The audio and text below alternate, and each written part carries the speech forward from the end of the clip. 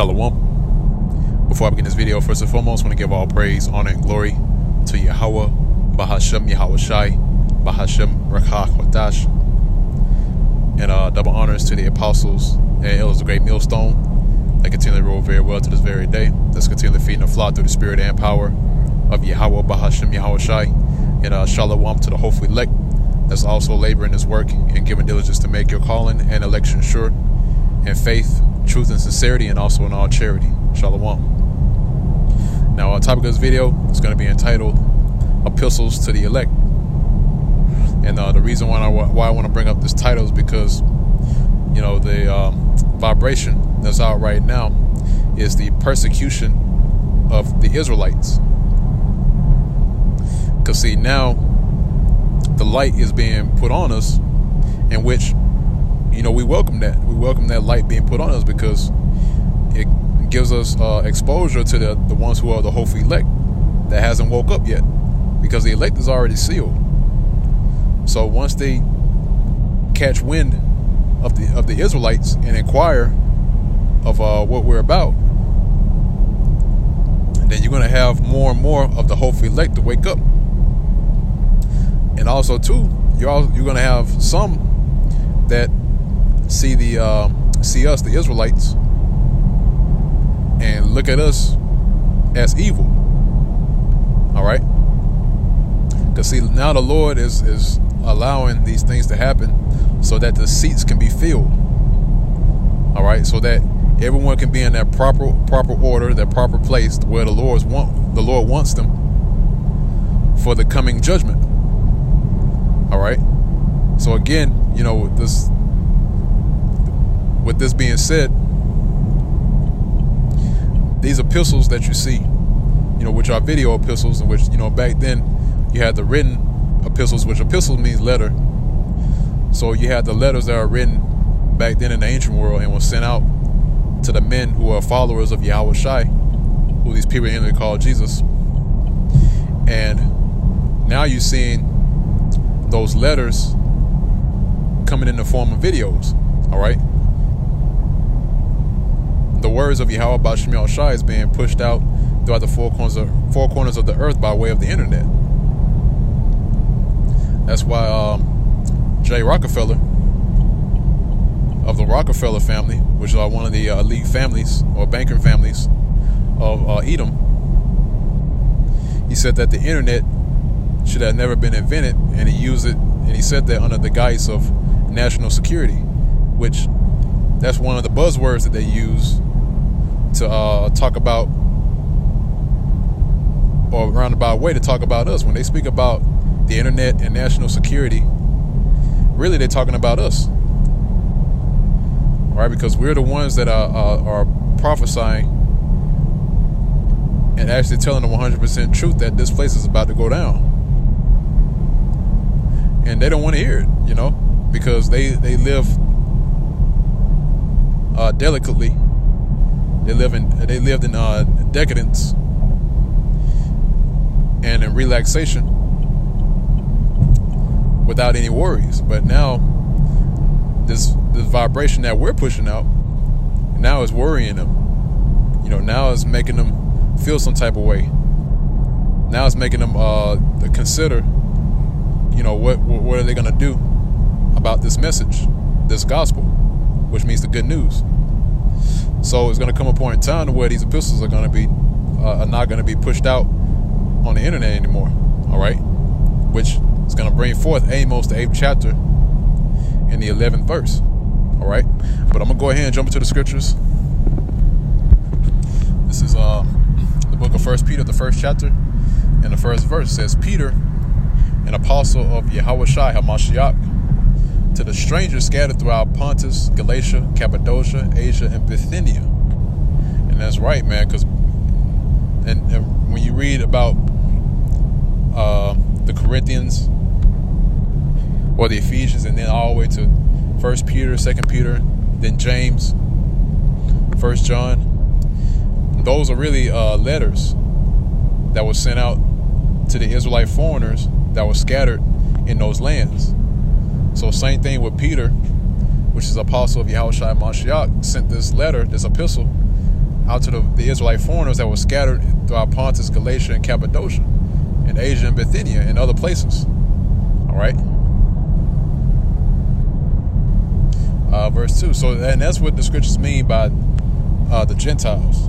All right. And when the scriptures speak about the Gentiles coming into the faith, that's really talking about the Israelite foreigners, because a distinction is made when Yahushua told his disciples specifically not to go into the way of the Gentiles, into any city of the Samaritans entered, and don't go there. All right. But he told them to go rather to the lost sheep of the house of Israel, right? Because the reason why the Lord said there was the lost sheep of the house of Israel is because they lost their nationality, all right, through a process of time, which is happening again. And it has happened again. That's why you have our people calling themselves Negroes, Hispanics, Native Americans, call themselves Jamaicans, Trinidadians, Guatemalans, Panamanians, Puerto Ricans, Mexicans. Because those are the lost sheep of the house of Israel. So, and really the lost sheep of the house of Israel is going to the ones that hear and understand, the elect, the ones that are sincerely lost and slated for salvation through the agenda of Yahweh Ba'ashem Yahushai. Those are the ones that are going to come back into their nationality and accept this word. All right, verse 2, it says, elect according to the foreknowledge of the Most High the Father, through sanctification of the Spirit, unto obedience and sprinkling of the blood of Yahushua Mashiach, grace unto you and peace be multiplied. All right. Now I'm gonna grab another precept. All right. So the book of James, the first chapter, in the first verse, it says, James, a servant of the Most High, of the Lord Yahushua Mashiach, to the 12 tribes which are scattered abroad, greeting, right? Because the 12 tribes are scattered right now. That was a major curse that came upon our people. And it happened, actually the start of that happened during the time of 70 AD.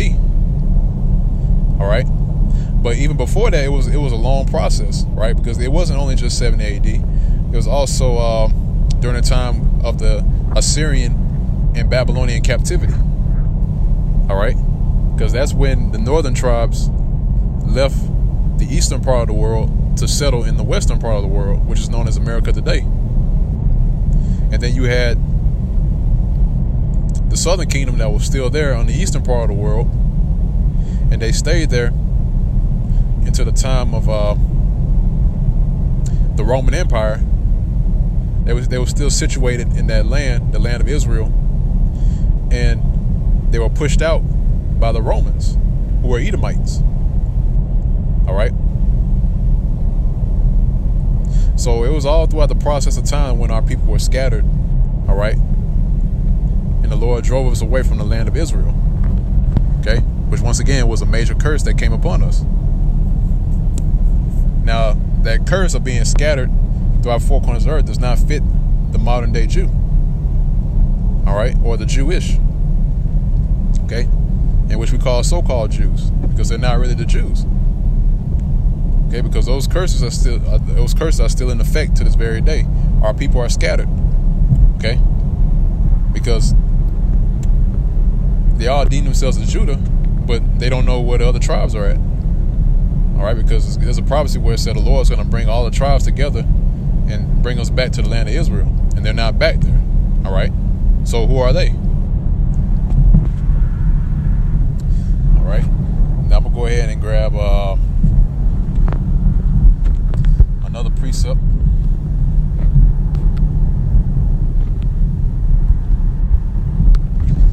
Slide it, bear me for 1 second.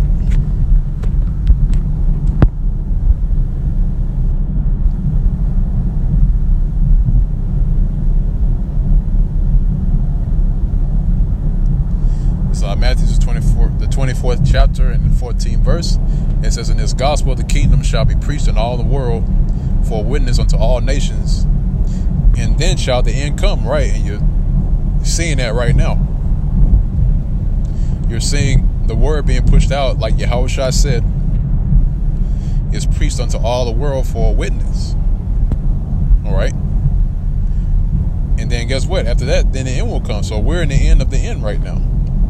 All right. Why? Because this word has reached the outer parts of the world and has reached the other members of the hopeful elect outside of America into the eastern part of the world, and they've woken up.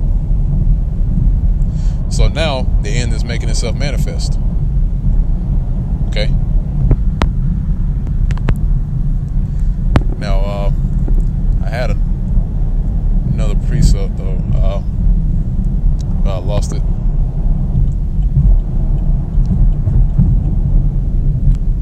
Slack. I'm also in transit as well. Slack here.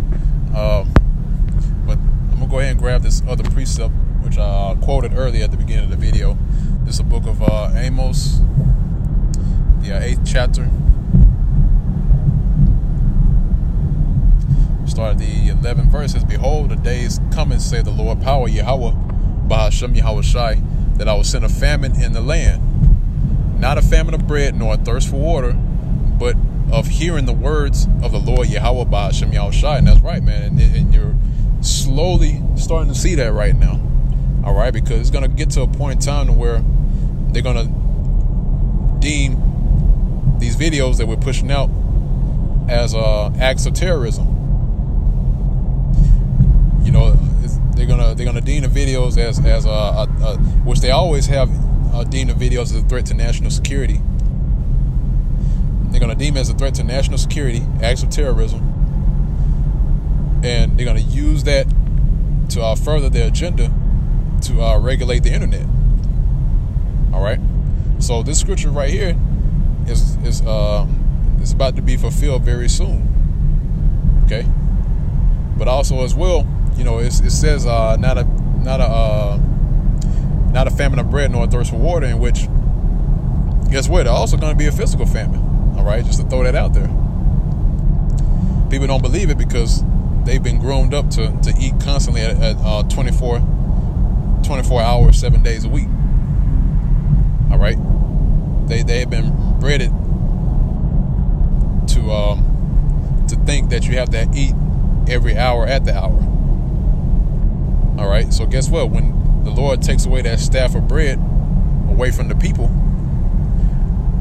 they're gonna lose it because they're not used to going on fast.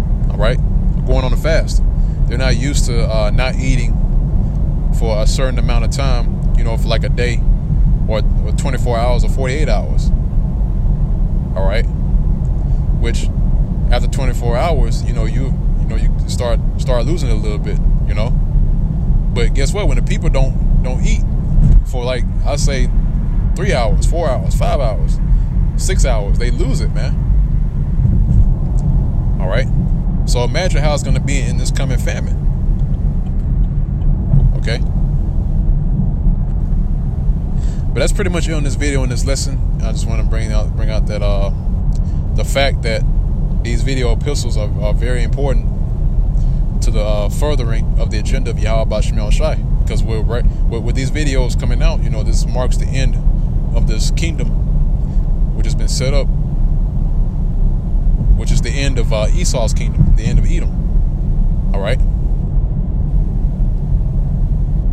Because guess what? The end is made manifest now. All right. Which I believe is in the Apocrypha. I don't have that pulled up right now. But that pretty much wrapped up this video in this lesson. And Lord's will, this was edifying to the body of Yahweh Bahashem Yahweh Shai, the members of the hopeful elect. Until next time, once again, I want to give all praise, honor, and glory to Yahweh Bahashem Yahweh Shai, Bahashem Rakha Kodash. Double honor